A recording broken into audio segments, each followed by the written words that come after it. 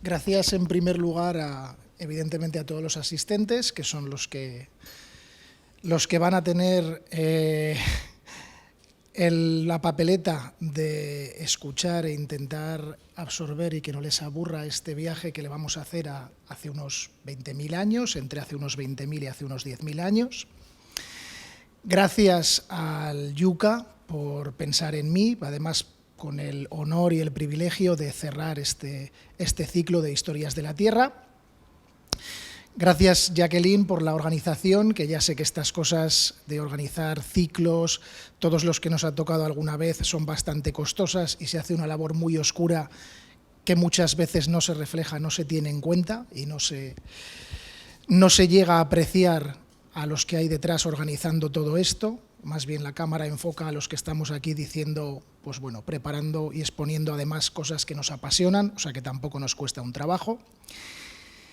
Y cuando me invitan, proponen que demos este tipo de charlas, este ciclo de Historias de la Tierra, yo pienso, bueno, como prehistoriador, ¿dónde encajo yo aquí? Somos un instituto de ciencias ambientales que es muy pluridisciplinar, que trabajamos muchas especialidades distintas ahí, que todos intentamos encajar de alguna manera, pero siempre manteniendo nuestras propias líneas de investigación.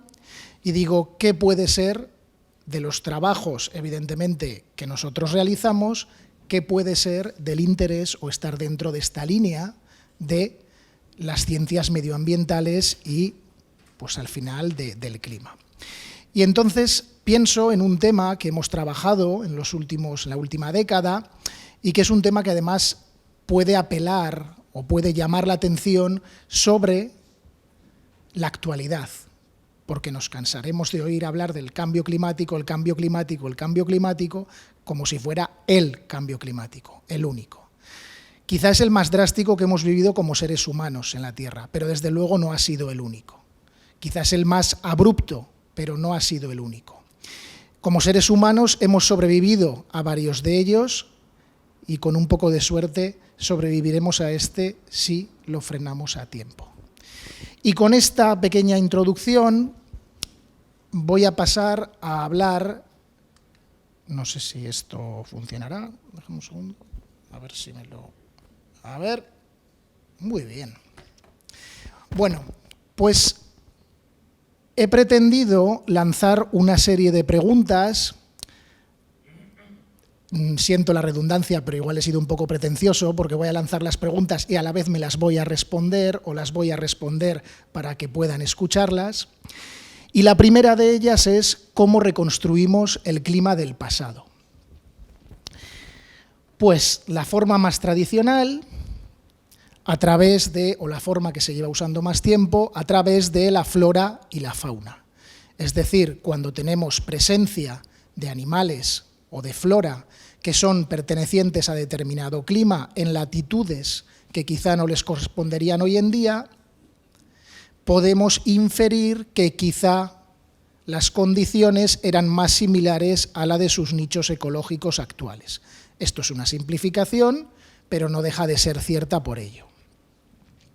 Aquí tenemos varias imágenes de cómo nos aparece en un yacimiento arqueológico los materiales en este caso faunísticos, así ya ordenaditos, os aseguro que no es como nos aparecen, eso es después del trabajo de bastante gente.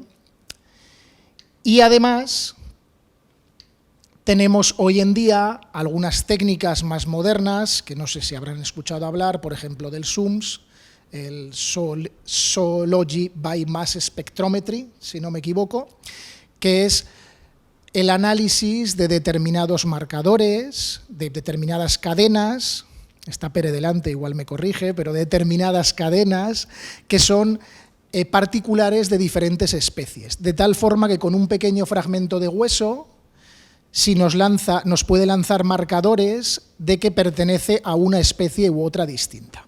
Y esto nos permite llegar a identificar huesos de muy pequeño tamaño, llegar hasta el nivel de identificación, en algunos casos de especie, en otros casos de género. Pero era algo que era ciencia ficción hace tan solo una década. Tradicionalmente lo que se venía haciendo, que es el método más clásico de muchas ciencias, pero desde luego se identifica bien con la paleontología y con la arqueozoología, que es la comparación anatómica. Es decir, tengo fragmentos de hueso, tengo colecciones referenciales, sé que este hueso es un astrágalo de ciervo y este es idéntico, será un astrágalo de ciervo. Anatomía comparada, ¿vale? Sin embargo, ya os digo que hoy en día, con fragmentos que no son identificables, como nos ocurre desgraciadamente muchas veces en los yacimientos paleolíticos, sí podemos llegar a esta identificación de especies y, por lo tanto, a que nos den pistas acerca del clima en esa zona. También podemos reconstruir la flora. Esto quizá les sorprenda más, puesto que la flora aparecen restos que tenderían a eliminarse. Y en la mayor parte de los casos es cierto. Sin embargo, hay determinadas partes de la flora que se conservan. Quizá el caso, o de los casos más conocidos, aquí los he puesto, y los que más a menudo empleamos, son los pólenes, que los estudia la palinología. El polen fosiliza y de forma microscópica, analizando muestras de sedimento de un determinado nivel del que conocemos previamente cuál es su cronología, podemos saber qué especies dejaron su polen en ese sedimento y por lo tanto estaban en los alrededores o en el propio yacimiento. Del mismo modo, si bien la madera tiende a degradarse de manera bastante rápida y es extraño encontrar madera simplemente trabajada o recolectada en cronologías como las que estamos hablando del Paleolítico, cuando ésta se quema y se convierte en carbón vegetal, sí que se conserva, o se conserva más fácilmente. No siempre, pero es más habitual, bastante más habitual. Los carbones son estudiados por la antracología. Esto que ven aquí no dejan de ser fibras, la estructura fibrosa leñosa de estos carbones, que, como pueden ver, incluso aunque hasta para los que no somos especialistas, tienen una estructura distinta. Esto corresponde a diferentes especies y familias. Por lo tanto, podemos saber cada carbón a nivel microscópico de qué especie de árbol fue recolectada. Y a veces incluso más, si fue recolectada en verde, si ya era antigua, si ya estaba seca. La resolución es magnífica hoy en día. Pero para lo que nos interesa, que es llegar a la identificación de especies, nos sirve. Tenemos que tener en cuenta que estamos hablando de yacimientos arqueológicos, es decir, hay seres humanos implicados. Y los seres humanos tenemos la mala costumbre de no ser completamente objetivos con lo que recolectamos, sino que recolectamos lo que nos es de utilidad. Por tanto, creamos un sesgo. Es decir, todos los carbones que aparecen en el yacimiento son una reconstrucción veraz y fidedigna de toda la flora que había alrededor. No. Hay seres humanos que han seleccionado determinadas especies, por lo que sea. Porque queman mejor, porque si le pongo una rama de pino me sale el bisonte aromatizado, o yo qué sé, cualquier tipo de motivos que podamos inferir, porque tiene más poder calórico. Todo el que ha tenido alguna vez una chimenea sabe que hay madera que se consume más lento y madera que se consume más rápido o que da más o menos llama. Por lo tanto, introducimos un sesgo en este registro. Así que no es un registro imparcial. Si bien es útil, nos está mostrando una parte de lo que había en el medio ambiente. También, quizá el método en el que más nos basamos, bueno, quizá no, con seguridad el método en el que más nos basamos para reconstruir el clima del pasado son los análisis isotópicos. No quiero entrar muy en detalle en qué consisten los análisis isotópicos porque creo que no es ni mi lugar, ni creo que sea el objetivo de esta comunicación. Baste saber que los isótopos, diferentes composiciones nucleares en cuanto al número de neutrones de un mismo elemento químico, esos son los isótopos, pueden variar según el clima. Aquí he traído un ejemplo que es bastante conocido, que es durante los periodos glaciares. El oxígeno tiene dos isótopos principales bastante estables, que es el oxígeno pesado y el más ligero, el 16 y el 18. El oxígeno más ligero, este 16, se evapora con mayor facilidad, por lo tanto pasa a formar parte de las nubes con mayor facilidad. Cuando no estamos en un periodo glaciar, ese oxígeno ligero cae como lluvia y vuelve al mar, con lo cual la concentración se mantiene más o menos estable. Esto no son proporciones reales, ¿vale? El 18 es bastante más raro que el 16 de lo que hay ahí, pero es para que se vea. Sin embargo, cuando tenemos este isótopo ligero que se evapora, cae como precipitación durante un periodo glaciar y se queda retenido en esas grandes masas de hielo que cubrían la Tierra, por lo menos el hemisferio norte. Al quedarse retenido, la composición en el hielo, cuanto más frío es el clima, cuanto más glaciar hay, el hielo tiene una composición de isótopos ligeros de oxígeno más alta. Con lo cual, el agua que pertenece en estado líquido tendrá una más baja. Insisto, no quiero entrar más en detalle, otros isótopos que se pueden evaluar para comprobar cambios en el clima, pero es simplemente para que entendamos lo que viene a continuación, que son los grandes proyectos de los ice cores, de las columnas de hielo, de los núcleos de hielo. Se han desarrollado desde los años 80 varios proyectos que tienen como objetivo recoger, perforando el hielo fósil que se encuentra en nuestras dos grandes masas de hielo, que son los polos. Cómo ese hielo se va acumulando con el tiempo, cuanto más profundo se perfore, más antiguo es. Ese sería el principio básico. Si podemos saber la antigüedad de la formación de ese hielo y a la vez analizamos su composición isotópica, lo que nos proporciona después son curvas de clima. Esto que les he puesto aquí no es más que variaciones reconstruidas, variaciones en esta curva a través de estos isótopos a lo largo de los últimos casi 1 millón de años. De esta forma podemos medir estas variaciones. Teniendo estas columnas, teniendo estas curvas, que son estas curvas atmosféricas y curvas de hielo, también se pueden obtener, bueno, no vamos a hablar, podemos inferir en un determinado periodo si el clima era más frío, más cálido, podemos hacer comparativas y podemos ver dónde existen cambios relativamente abruptos. Aquí os he puesto una foto, me encanta además, con la bandera de la URSS y la de Estados Unidos, colaboración en uno de los proyectos de la base Vostok. Esos son cómo extraen las columnas en trozos que luego se van a llevar para analizar, ¿vale?, en estas bases. Los grandes ice cores, estos grandes proyectos se han desarrollado sobre todo en las bases antárticas y en las bases de Groenlandia, ¿vale?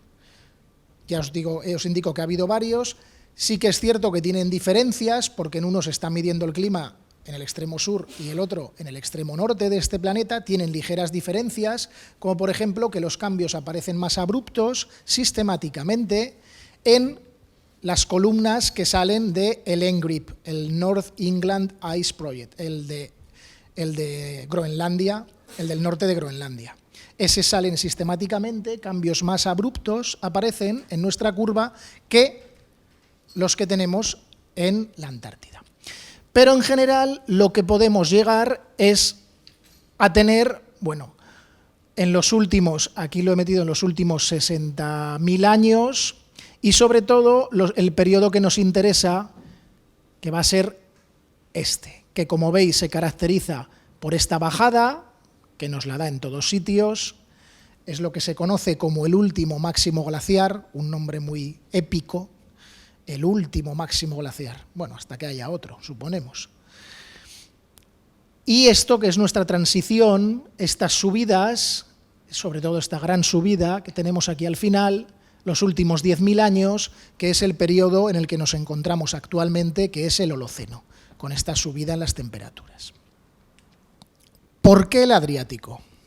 ¿Por qué esta tarde he decidido venirles a hablar del Adriático? Bueno, primero porque lo conozco, porque hemos trabajado ahí, porque llevamos trabajando allí 12 años.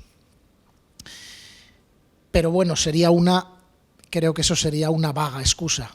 ¿Por qué les hablo del Adriático? Porque como es donde trabajo yo, pues será lo más importante, lo más interesante y lo que más nos va a revelar acerca de nuestro pasado. Bueno, pues sí, pero ahora lo que voy a intentar es convencerles de esto, no solo que sea algo que yo he dicho o que yo he lanzado al aire. En primer lugar, el Adriático tiene una geografía muy particular y una orografía muy particular. Si se fijan aquí, verán que está rodeado de grandes masas montañosas por todas partes y de hecho solo queda una plataforma, una gran llanura, que es la del río Po, esta de aquí. Y el resto son plataformas muy pequeñas. ¿Qué ocurre? Que en la época glaciar, además debido a estas montañas que rodean, otra de las características es que el mar Adriático es un mar muy poco profundo en su mayor extensión. ¿Qué ocurre en época glaciar? Que el nivel marino desciende. Esto lo habrán oído, supongo. Si tenemos una cantidad más o menos estable de agua en la Tierra y tenemos millones de toneladas en masas de hielo congeladas, el resto del nivel, el nivel marino, que es el nivel del agua en estado líquido, desciende. El Adriático tiene una particularidad, mientras que otras zonas clásicas donde trabajamos estudiando paleolítico, como el Cantábrico, por ejemplo, esta retracción del mar implica que se descubren de 14 a 16, 20 kilómetros de tierra emergida, de plataforma continental. En el Adriático, esto es lo que nos sucede. Todo esto, durante el máximo glaciar, es tierra emergida. Esto es la gran llanura Po-adriática. Es decir, el río Po no termina aquí, que este es el delta del río Po en este momento, sino que continúa, y todas estas maravillosas islas croatas en realidad son montañas durante el Pleistoceno, pequeñas colinas. De hecho, tenemos mucha población en esas islas y no es porque fueran navegando. Pero además, lo que tenemos en este caso es una gran llanura con toda esta cuenca y encima rodeada de montañas en periodo glaciar. ¿Qué tendremos? Tenemos una especie de, no de ecosistema cerrado, pero sí un sistema bastante cerrado. Porque por un lado está rodeado del mar y los otros 3 cadenas tienen glaciares. Por tanto, el espacio disponible durante el Pleistoceno, al final, durante el último glaciar y el tardiglaciar, que es el periodo inmediatamente posterior, tenemos un espacio disponible y aprovechable aquí, en lo que son ahora nuestras costas adriáticas y en lo que ahora es el fondo marino del norte del Adriático. Por tanto, ya vemos que es un lugar, para empezar, muy peculiar, porque este bajo nivel marino y estas montañas en proximidad al mar hacen que estos cambios climáticos ocurridos en la última glaciación la hayan afectado gravemente, hayan cambiado drásticamente su fisonomía. ¿Qué marco cronológico? El marco cronológico en el que decidimos trabajar es precisamente en este último glaciar. Es lo que llamamos el estadio isotópico 2, que es esto que tienen aquí marcado, conocido como la última glaciación, ¿vale? Esto que vemos aquí es el Holoceno hasta llegar a la edad actual, es decir, estos son años antes de nosotros.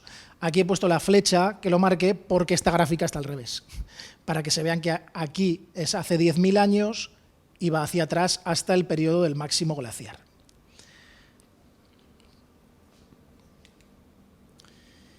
Se trata de un periodo convulso climáticamente. No pensemos que de un día para otro se forman los glaciares y se descongelan. No son tan dramáticos ni tan rápidos los cambios climáticos, pero sí que es cierto que si contamos todo ese periodo en conjunto, desde hace esos 30.000 a hace 10.000 años, los cambios son muy notables, y más en nuestra zona. Aquí tenemos, esto es un trabajo relativamente reciente de Monegato y colaboradores, un muy buen trabajo porque ocurría dos desfases que a los prehistoriadores y a los geólogos y paleoclimatólogos nos tenían un poco mosqueados. Y Monegato y colaboradores encontraron una pequeña explicación, que es los desfases que había entre la formación del ice sheet, de la capa de hielo de América del Norte y de la europea y del núcleo alpino. Hay un desfase. Hay un desfase además muy curioso. El núcleo alpino tiene sus mayores actividades y su mayor expansión a la vez que Norteamérica, no que el resto de Europa. Y sin embargo, después empiezan a desactivarse, empiezan a retroceder los glaciares en Norteamérica, avanzan en Europa, pero en los Alpes empiezan a descongelarse. Quedan libres antes en los Alpes, empiezan a perder masa, mientras en Europa todavía se encuentran en expansión. Bueno, sin entrar muy en detalle en la explicación, es por la alimentación del jet stream, que algunos, sobre todo si ha pasado por Inglaterra en verano y le ha llovido durante 2 semanas, sabrá a qué me refiero.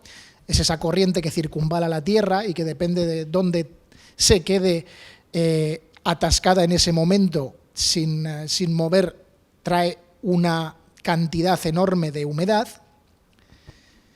Cambios en las circulaciones del jet stream hacen que mientras está aquí alimentándose,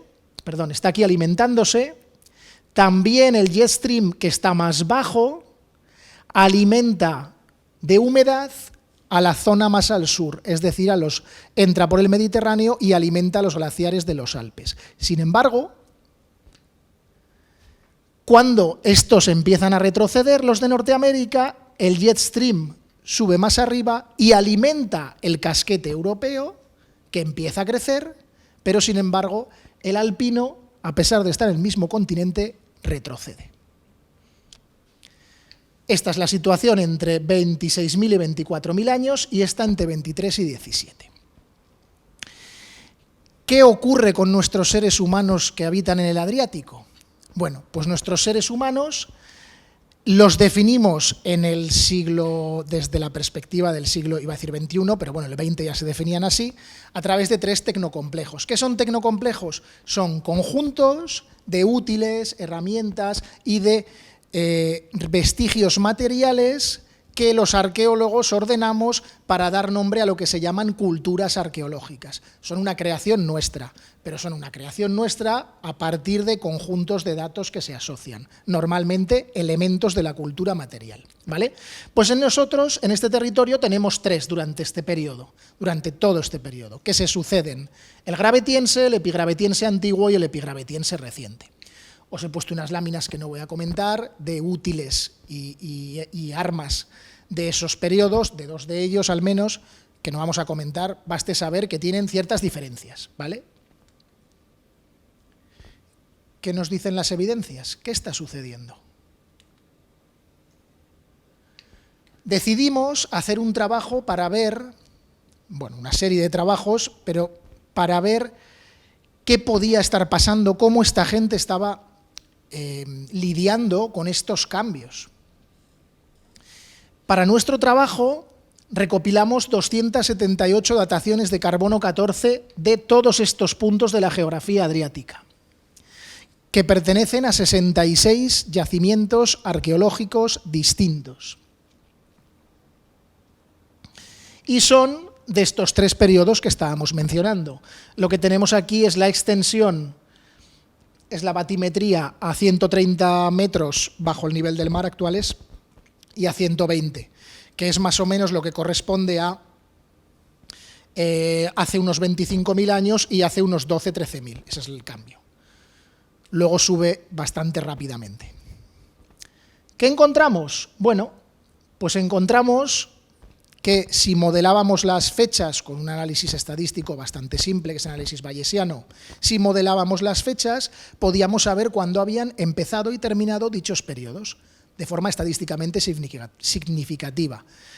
¿Qué quiere decir esto? Que no es se despertaron un día del año 25.200 y dijeron, cuidado que tenemos que cambiar de periodo. Esto no pasa en la realidad. Pero sí que estadísticamente significativos dónde están estas fronteras. Y así, además, pudimos ver que el gravetiense de este Adriático es indistinguible del resto de Europa. Ese periodo que conocemos como gravetiense tiene unas fechas muy similares en Francia, en España, en el Adriático, en Rusia, da igual. En Europa tiene unas fechas casi indistinguibles. Sin embargo, durante ese máximo glaciar más adelante, cuando ya veíamos estos cambios en la composición de los glaciares y de la plataforma adriática, hace unos 26.000, 24.000 años, encontramos que ese tecnocomplejo que llamamos epigravetiense antiguo, esa cultura, es más antigua en el Adriático que en Europa central. Es decir, que parece que esas pequeñas innovaciones técnicas se desarrollan en nuestra zona y de ahí, un poco posteriormente, se transmiten a Europa central. Posiblemente con cambios de población o al menos con intercambios y relaciones.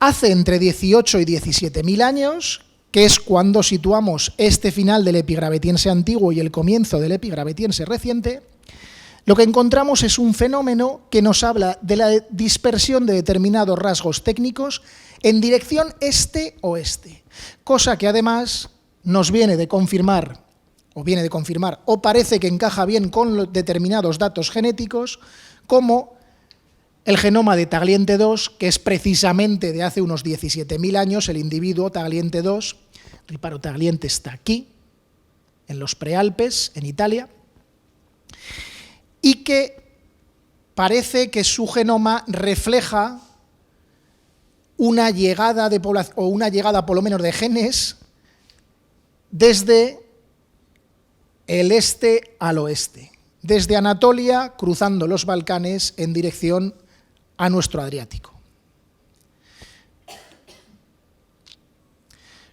¿Qué decidimos hacer también para testear o ver cómo podíamos testear nuestras hipótesis? Dijimos, vamos a ver cuáles son las fechas de poblamiento de cada uno de estos yacimientos y dónde se ubican. Por tanto, como nuestros amigos paleoclimatólogos ya tienen publicadas diferentes fases más cálidas, pulsaciones más cálidas y más frías, lo que hicimos fue modelar estadísticamente nuestras fechas, porque las fechas de carbono 14 no son exactas, tienen un rango estadístico, modelarlas e incluirlas en estos mapas, que no sé si se ven bien o está muy brillante.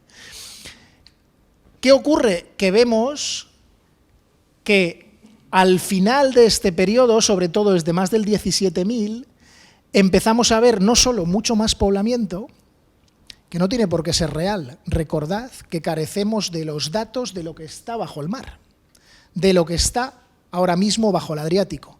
Por tanto, puede ser que la población no cambiara. Lo que sí cambia es la población que se encuentra en lo que ahora es tierra emergida, es decir, en tierras más altas.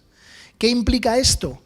Que casi inmediatamente después, fijaos en la fecha del GS21A, casi inmediatamente después de que se empiezan a retroceder las masas glaciares de los Alpes, nuestras poblaciones empiezan a ocupar las zonas de piedemonte, de manera casi inmediata.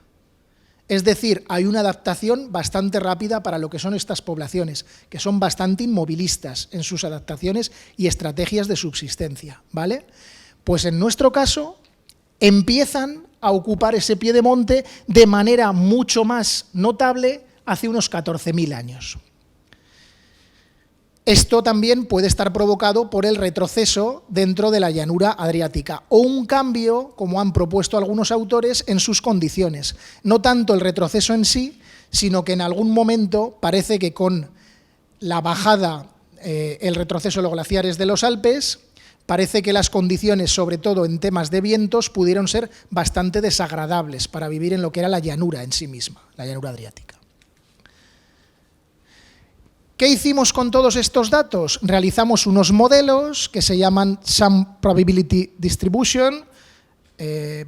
Son modelos que simulan la población a partir de las probabilidades, de la suma de las probabilidades de la distribución de las fechas de carbono 14. Sumamos esos rangos de probabilidad y nos otorga un gráfico, que es este.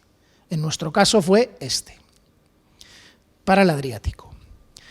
Creo que se expresa por sí mismo, pero no tenemos que fiarnos de lo que se expresa por sí mismo, que para eso somos científicos y nos pagan por hacer nuestro trabajo, y podemos intentar simularlo. Lo que tenemos aquí es la misma gráfica con la acumulación de la población, la veis aquí, está más expandida, que es nuestra línea, aquí es la azul y es nuestra línea roja, que la hemos superpuesto a dos modelos. Un modelo matemático en el que la población se mantiene estable a lo largo de todo este periodo y otro en el que la población va creciendo de una forma paulatina. Como veis, todas estas líneas que aparecen aquí, ha cambiado un poco los colores el PowerPoint y no lo vais a ver de dos colores, se supone que eran azules y rojas. Las azules implican los picos, estos picos de aquí que serían en color rojo, implican que hay más de lo que estimaría el modelo, que la realidad nos dice que hay más de lo que el modelo estimaría, y los azules que hay menos de lo que el modelo estimaría. Si veis, coincide bastante mejor, con tan solo algunas pulsaciones, con el modelo de un crecimiento poblacional, que con el modelo de una población estable a lo largo del tiempo. Y aquí llega la pregunta. Hasta aquí hemos llegado. Parece interesante, o por lo menos para mí lo es, no sé para los que están ahí sentados. Pero ¿cómo podemos saber más? Pues puedo deciros que ya estamos en ello. ¿Cómo estamos en ello? Principalmente a través de un proyecto en el que llevamos excavando desde el año 2019, que es el proyecto Pleistocene, que de momento está en una fase centrado en el yacimiento de Badañi. Ya os digo que hay otras dos fases previstas que no puedo desvelar, pero de momento os contaré en la que estamos trabajando. En el yacimiento de Badañi se localiza en Stolac, que es una población de Herzegovina, al sur del país de Bosnia-Herzegovina. Aquí, actualmente, este punto, se trata de un abrigo de grandes dimensiones sobre el cañón del río Bregava. Y en este momento, a vuelo de pájaro, bastante cercano al mar. ¿Por qué este yacimiento? ¿Qué nos puede proporcionar? Bueno, pues os he puesto unas notas acerca de la relevancia que podemos darle al yacimiento y por qué este y no otros, que tendríamos la posibilidad de trabajar. En primer lugar, en cuanto a la abundancia de restos líticos, ya sé que comparar es difícil cuando no se tienen marcos de referencia, pero les voy a asegurar que son muchos. Llevamos más de 350.000 recuperados. No lo he puesto, pero son varios millones de fragmentos de fauna, de fragmentos óseos, en este abrigo que hemos visto, en esta excavación de aquí. Ornamentos personales, 1.100, y aquí sí me va a permitir darles una referencia. Quitando este yacimiento, entre todos los Balcanes, no llegan a 200 los ornamentos personales recuperados a lo largo de 35.000 años. En nuestro yacimiento pasamos de 1.100 ya. Del mismo modo, es el primer yacimiento en el que se documentaron comportamientos gráficos, comportamientos simbólicos de tipo gráfico-artístico, es decir, lo que todo el mundo conoce como el arte paleolítico. El arte parietal y el arte mobiliar. Tiene ambas. De hecho, tiene más del doble de arte mobiliar que todos los demás yacimientos de los Balcanes juntos. Y como no podía ser menos, en lo que respecta a la industria ósea, que es muy interesante en ese periodo porque es el gran periodo de desarrollo de la industria ósea al final del Paleolítico, que es ese tardiglaciar, ese periodo que va desde hace unos 18.000 años a hace 11.000. Un elemento singular y que se inventa al final de ese periodo son los arpones, y que aparece en Europa, los arpones trabajados en hueso y asta. Bueno, en este yacimiento se han recuperado en total más de 10. En el resto de yacimientos de este periodo, de esa región del mundo, que es el sureste de Europa, se han recuperado 3. Esto es el aspecto que tiene cuando volvemos de trabajar alguno de los días. Pero es que además tenemos una secuencia que nos abarca al menos desde hace 19.000 hasta hace 11.000 años, exactamente el periodo que queremos. Es el que estamos buscando. Por lo tanto, propusimos un gran proyecto financiado por la Universidad de Oxford y que tuve el placer de dirigir, que ha hecho de Badañi el yacimiento mejor datado de los Balcanes. Ahora mismo tenemos ya más de 25 fechas de carbono 14 y espero que tengamos más. Tenemos más de 25 muestras de carbono 14 porque algunas de las fechas todavía no me han enviado los resultados. Pero os aseguro que es la secuencia mejor datada de toda esta región para este periodo. Y esto, además, hemos tenido la suerte de que varios de estos niveles de ocupación en que dividimos los geólogos y arqueólogos nuestras estratigrafías, lo que vemos en el yacimiento, nos han proporcionado, fijaros aquí, estos son algunas de las fechas de Badañi, del nivel 5 y el nivel 6. Mirar este periodo, este sí me ha parecido con los colores bien, es exactamente lo que veíamos aquí para el final del epigravetiense antiguo y el comienzo del epigravetiense reciente. Ese periodo de transición clave resulta que lo tenemos representado. Pero como no nos cansamos de pedir para ver si seguimos teniendo suerte con lo que encontramos, además los niveles superiores de Badañi coinciden exactamente con el final del epigravetiense, que vendrá después, bueno, ya os lo anticipo, el mesolítico, pero el final del epigravetiense, que es el final del paleolítico, y a la vez coincide climáticamente con el final del periodo pleistoceno. Pues aquí lo tenemos representado. Por lo tanto, seguimos teniendo trabajo para años. Trabajamos en la cronología de las ocupaciones humanas, en la tafonomía de dichas formaciones del depósito, en la evolución de la cultura material para poder extrapolarlo a otros yacimientos del periodo en la región. En los comportamientos simbólicos tenemos la suerte que fue el primer lugar donde se encontraron estos comportamientos simbólicos en el sureste de Europa. No había arte paleolítico antes de Badañi. En las estrategias, por supuesto, de subsistencia, con muchos tipos de análisis que algún día quizá uno de nuestros compañeros, Alejandro Sierra, tenga el placer de comentaros, y en el uso del espacio, y no solo del espacio dentro del yacimiento, sino del territorio, cómo se movía esta gente, qué recursos estaba buscando. Tenemos señales de estacionalidad que nos lo relacionan con otro yacimiento, que a su vez la materia prima que utiliza para sus herramientas viene del nuestro. Podemos estar entre dos yacimientos ocupados por la misma gente. Esto en paleolítico es excepcional de encontrar. Por lo tanto, se trata de un yacimiento clave para comprender estas sociedades humanas en todo este periodo que os he venido introduciendo en la primera parte de la charla. Y sin más, querría daros las gracias en nombre de todo el equipo que trabajamos en Badañi, que no soy yo solo, y por supuesto de todos los maravillosos estudiantes que a lo largo del tiempo han pasado y han hecho de un proyecto una excavación. Muchas gracias.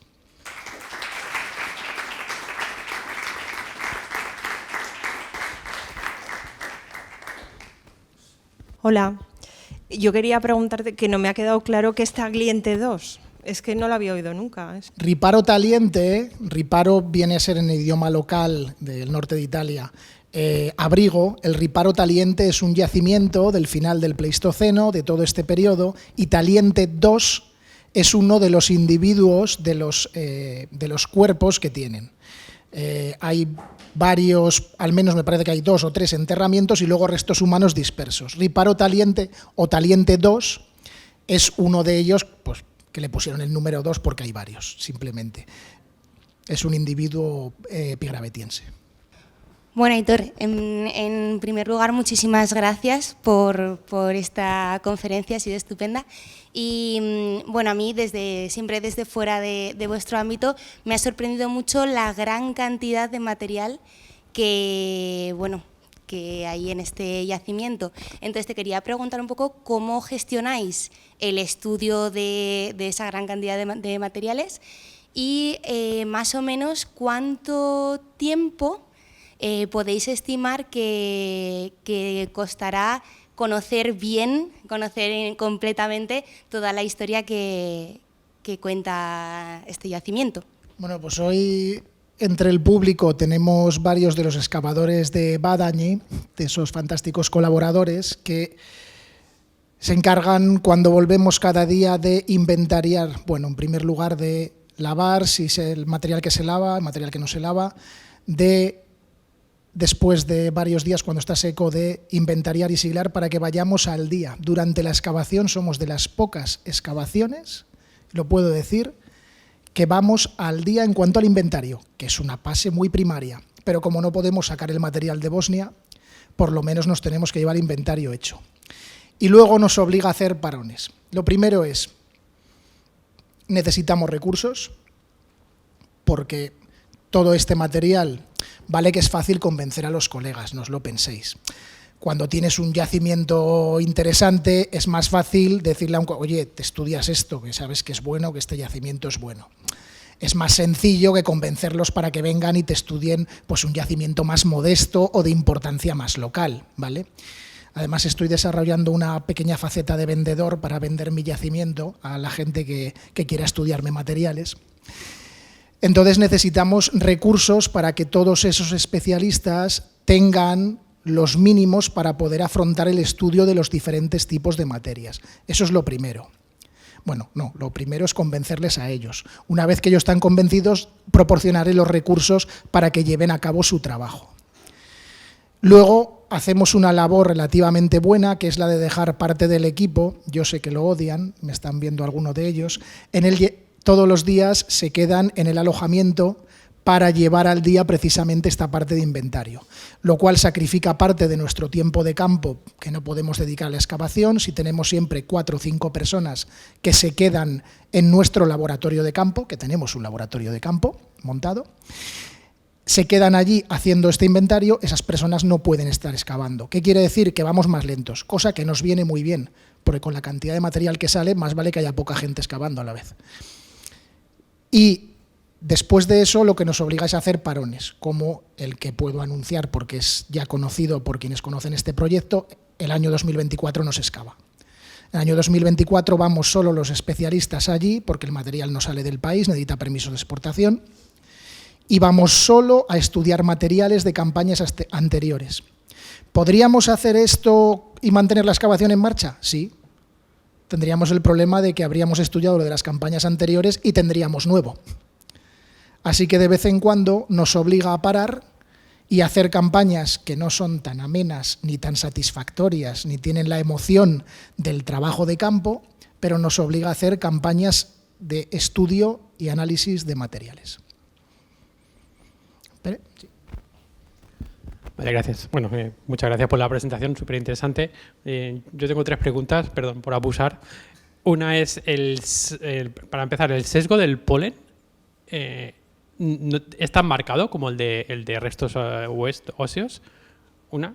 2, ¿podéis hacer una estima de las poblaciones que ahora están bajo agua? Supongo que no, supongo que es complejo, no sé si hay alguna forma. Y 3, ¿los ornamentos de qué tipo son? ¿Son conchas, hueso, piedra? No, sí, no, el sesgo no es tan marcado en el polen, pero también lo es, puesto que tienes especies, para empezar, que el polen fosiliza mejor que otras y por lo tanto las tienes sobre representadas en el registro. Y luego también hay un sesgo hacia lo que traen al yacimiento. Si traen determinado tipo de flores, plantas que van a consumir, recolección, etcétera, las vas a tener en el yacimiento, y otras que quizá estén en la cima de la montaña, te va a llegar muy poco de ese polen. como lo que cogemos para analizar el polen es una muestra de sedimento pequeña y de ahí se analiza microscópicamente lo que ha caído en esos centímetros, las especies que más polen han dejado son las que más probabilidades tienes de detectar, está claro. Entonces, si hay un sesgo, pero desde luego no es tan marcado como la antracología, pues la antracología selecciona las especies, evidentemente, que es los carbones, y con la fauna, desde luego. La fauna, además, también ya sabes que tiene el problema tafonómico, que hay determinadas especies que se conservan peor, como los peces, aunque se conservan peor, o los animales de pequeña talla. Joder, me he quedado con la primera. Las poblaciones sumergidas. A ver, hay proyectos, hay uno que yo conozca que no estiman la población, pero que por lo menos hacen arqueología subacuática paleolítica, que esto es rarísimo, pues la arqueología subacuática normalmente se reduce a épocas para mí modernas, épocas ya históricas, ¿vale?, porque dejan más estructuras, dejan barcos, dejan materiales más grandes, pero sin embargo hay un proyecto interesante en el Mar del Norte, en lo que se llama Doggerland, en el que están recuperando yacimientos con bifaces, etcétera, de Pleistoceno medio y Pleistoceno inferior, e incluso alguna cosa de superior, pero los materiales son más pequeños. ¿Qué ocurre? Que recuperan en un sitio una plataforma, pero no saben cuántos yacimientos habría. Es bastante complicado de reconstruir. Entonces, por lo que sabemos ahora en el Adriático y con las técnicas que tenemos, yo recuerdo hace años, igual hablando con un poco demasiado entusiasmo, con una colega que hace prospección geofísica en el Centro Oceanográfico Nacional, hablar de los sondas que utilizan ellos, si podrían llegar a detectar acumulaciones de sílex en sus perturbaciones eléctricas y tal. Bueno, me dijo que no, pero yo por si acaso lo intenté, ¿vale? Y la tercera pregunta, me pierdo. Y los ornamentos. La mayoría que tenemos es de concha. Tenemos algunos caninos atróficos de ciervo perforados, tenemos algunos caninos de zorro, pero la mayor parte son conchas de marinas. Tenemos alguna de agua dulce, alguna fluvial, sí, alguna nesaria, alguna fluvial creo que tenemos, pero la mayoría parte son marinas, las más grandes de todas, los pecten, por ejemplo. Pecten encontramos de vez en cuando y algunos perforados.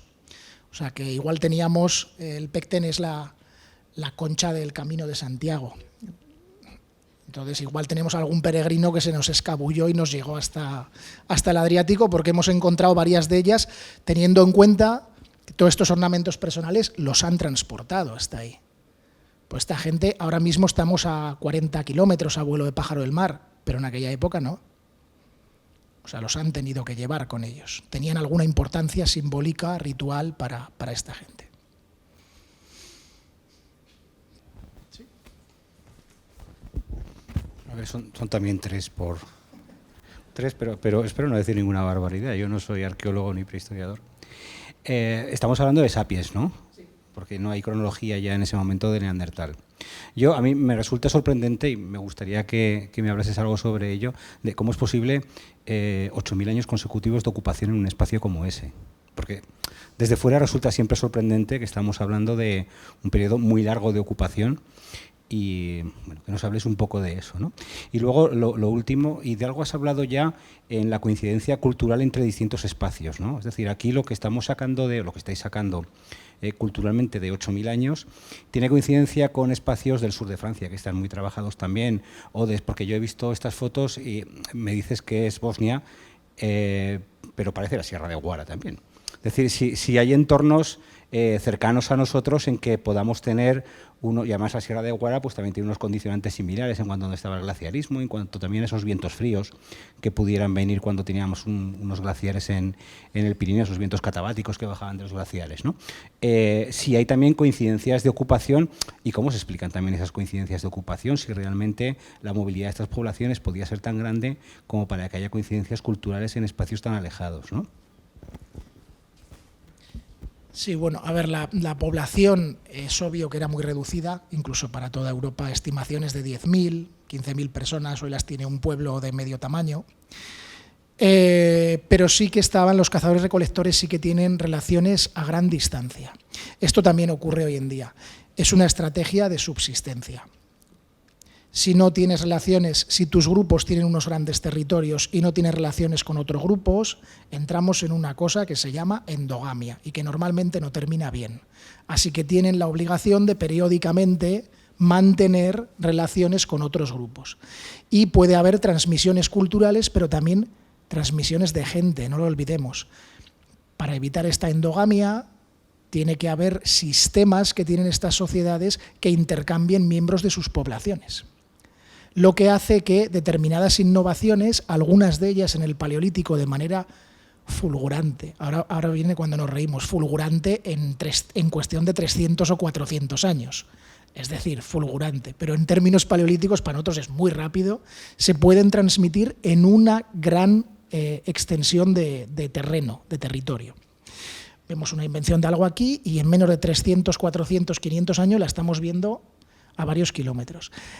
La cuestión del Mediterráneo es curiosa porque en términos de cultura material, y esto es una cosa medio primicia, en términos de cultura material, para mí hay muchas similitudes. Es una idea que alguien propuso hace tiempo, se llama la provincia mediterránea, al final del Pleistoceno, que había muchas similitudes, muchas más entre lo del Mediterráneo, cuenca mediterránea española, y lo de Italia y Balcanes, que en la cuenca mediterránea española con el Cantábrico y Francia. Esto se propuso hace muchos años, se desechó como una idea histórico-cultural, antigua, de los años 50 y tal.